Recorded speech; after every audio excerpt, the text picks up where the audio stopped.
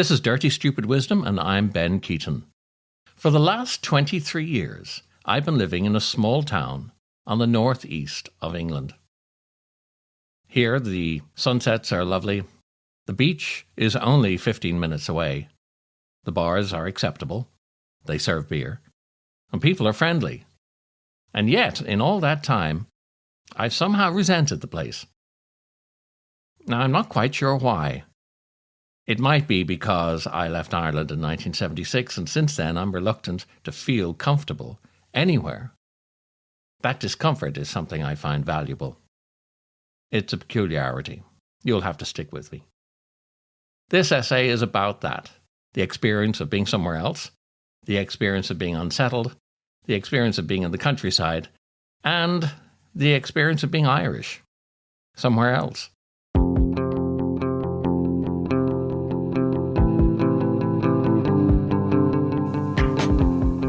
The Mad Irish by Ben Keaton.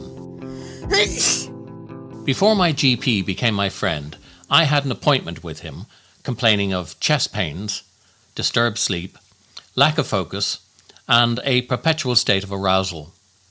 I asked him what my illness was, and without missing a beat, he said, "Oh, you're in love." That's when I realized he wasn't a conventional doctor. Later, as our friendship grew, we'd go on walks together. It took some time. He knew everybody. Locals would wave to him from across the road. They'd smile and nod from passing cars. Mothers would look bashful, remembering he'd seen them naked. Children would back away, clutching their arm, a flashback to that tetanus jab. On a more recent walk, a man sidled up to him, as spies used to do within sight of the Berlin Wall, and a code was exchanged between them. The doctor says, "How are you?" The emphasis implying concern. The man, "Oh, much better," shaking his head and looking down at his shoes. The doctor, "Is Dolores well?" The emphasis implying she is the cause of his troubles. The man, "Off and on." He kicks a pebble into the gutter. The doctor, with a tone of resignation, "I see. You must drop by," implying he knows a good divorce lawyer. It becomes obvious to me that the position of local doctor in a small town is part medical, part therapist, part confidant. You may enter the consultation room with cystitis, but you could well leave with an ointment and advice on fostering a child, or the name of a good car mechanic. I once went in for fungal nail infection and came out with a recipe for bread and butter pudding. He made you feel welcome and heard. Watching him flip from jovial to conspiratorial was fascinating. Rural life is often conducted in code. Ambiguity is the instrument of gossip in a small town. When there's nothing to do, nothing is made sensational. Yes, walking with him was a slow process, hampered by his integrity. However, in the cemetery, his discretion sprinted away like a hare at a greyhound meet. His stories were endless, scurrilous, and delicious. The intrigue began at the gate. The family graves were full of wife-beating alcoholics, embezzling do-gooders, and miser-millionaire farmers dying in filth. The slabs of granite and marble may boast wealth, but nothing stops the swirl of small-town gossip, particularly when it comes from a reliable source. Some died in mysterious circumstances. Others, some awful, prolonged agony, followed by infighting over property. And at the top of the tree, straightforward, true crime material. The man locked in a wardrobe by his wife and the house set fire to. The woman run over by a lorry on a midnight walk. Or Ian, an acquaintance of mine, reported to have had a stroke in the bath. The doctor adds the detail. Ian's young wife had found herself a hairy mountain of a man from Durham. I protest. But a stroke! A stroke! Maybe not, he winks. Maybe not.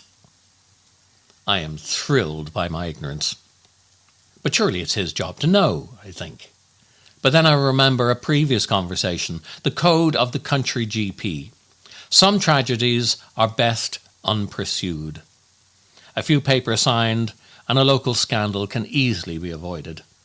Life goes on, for some. Then he snaps me awake.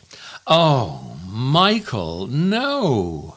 I was wondering why he didn't turn up for his annual checkup. Poor fella. He had a heart murmur. Sounded like a wet fart. A revelation that concerned me, as I have a heart murmur. I was born with it. It does not sound like a wet fart. It sounds like the timpani section of Beethoven's Ninth. I hid my ire and realized that in a few weeks' time he could be walking another patient, stroke, friend, through this very graveyard, only to say, "Oh, Ben, no, and we were on a walk here just a little while back. He was so agile." I suppose I should have seen this parade of deceased patients as a failing, but then we don't live forever, do we? And we are as addicted to gossip as diazepam. Besides, he wasn't all dessert recipes and advice on the best roadside assistance for a family car. He knew his medicine. People were consoled, relieved of pain, and, on occasion, cured by this man. And now, thanks to this delicious tour, celebrated in his stories. He made several good diagnoses on my account, not least that he was right. I was in love. No cure for that, unfortunately. Anyway, it was his wife who caught me off guard. I was round at theirs telling some story about, nothing of any consequence. Just two fellows riffing off each other at a kitchen table over cups of coffee and a slice of Battenberg. I expect I took the high end on jokes, but he kept up nicely. I remember it was one of those rolling conversations that spills to a range of subjects while retaining a subdued hysteria. Perhaps it reached a climax of sorts. It was certainly musical. The cacophony made her weary by the end. She left the room mumbling, "And here you are with your mad Irish energy." I confess I was wounded. Mad Irish energy. What did she mean? Okay, then. All right, then. So, let's see. Mad. Well, I accept that I can be a tad eccentric. I sometimes walk about the house with socks draped over my head from ear to ear if I feel I might wear them later in the day. Saves me going upstairs. Well, that could be called mad to a casual observer. Irish? Well, definitely. My atoms are all green, white, and orange. Despite my time abroad, my genetic makeup is unchanged. If I was a tin of boiled potatoes, I would read Produce of Ireland for consumption abroad. Energy. Irish energy. Oh, I see. Yes. She thinks the Irish nation shares a characteristic, a quality that might be seen as chaotic and in some way distracting or frustrating. A little bit much to someone in their own home. A quality I always thought of as a rhythm built from wit, rising to a crescendo, leaving you delighted and happy. Like when the ball flies between the posts of Croke Park and at the final whistle is blown, or someone lights a match in a fireworks factory. A trembling rush of excitement, as potent on the pitch as it is in the concert hall, or even off the page, if the writing is superb. Well, yes, that was something I recognized. Perhaps in a confined area like a country kitchen, that might be more than tolerable. I suppose. I parked my irritation. For years. When I did visit again, everything I said was followed by an internal dialogue saying, "If that isn't too mad for you, Rebecca." Jump to years later, maybe 5 or 8 or, I don't know, later. I'm in a speakeasy in Lincoln, Lincolnshire, a county famed for its asparagus. This was a shabby bar, saved only by being a secret. You enter through an unattended TV repair shop, which, for some inexcusable reason, was open at midnight. It feels naughty, like you shouldn't be going in there. something the cleaners obviously took to heart. After 2 shots of tequila, I heard a strong Dublin accent behind me, a bearded fellow swearing with fervour, the kind of presence and volume that declares that this is the owner. As he was leaving, I complimented him on his cursing. He swung around and clapped me on the shoulder. He knew me. We'd been mates once, back in time. The grey beard, the extra pounds, he changed, physically, but the rhythm was there. And so we went at it. 2 mad Irishmen, laughing and starting a fire with the very energy Rebecca censured before. It was a poker game of wit. Each hand raising the stakes, each turn of the card something funnier and smarter. Our laughter spread to others, and soon the small bar was rocking. It turns out she is right. We have a mad Irish energy. I've been using it all my life. It's what I use in performance. It's what I'm using now. It's what tired her out and tires me out too. Like the kettle drum beating furiously in my chest. Delightful in the 1812, but overpowering in the kitchen. For all those years I resented her for telling me the truth. I am one of the mad Irish. The crazy, unpredictable, troublesome Irish, all poetry and violence, all seduction and abandonment, the revolting Irish, the romantic Irish, the fighting Irish. That intensity, that wildness, carries its own charm, its charisma, its fury.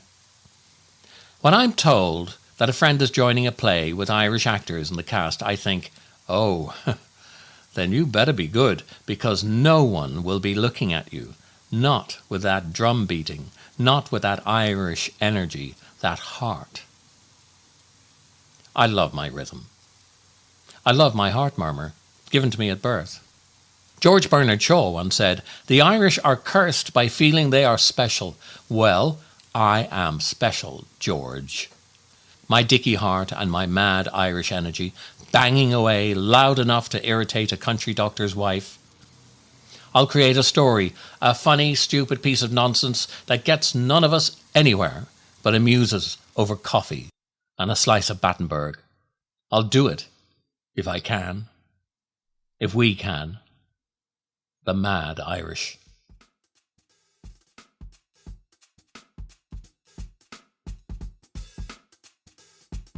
Can I ask you to do me a huge favor and hit the subscribe button? I genuinely can't tell you how much it helps.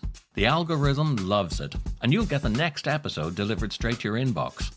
Megan writes, "Since subscribing to Dirty Stupid Wisdom, I'm watching less pornography and reading more science journals." That's the kind of effect it can have. So go on, hit the subscribe button. Thank you for your time. I've written a piece called 101 Sounds of Home. It's a list of all the ordinary things. Recently, I decided to audio record some of the actual events. This is number 8. The sound of a mother filling the bath for her daughter.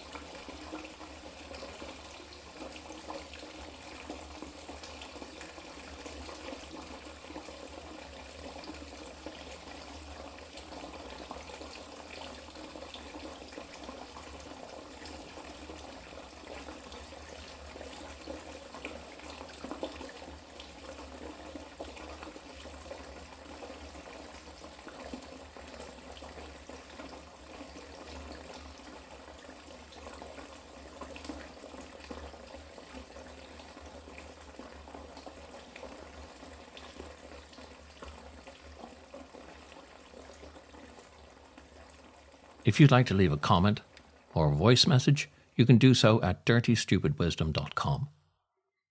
Thank you for joining me. Till next time.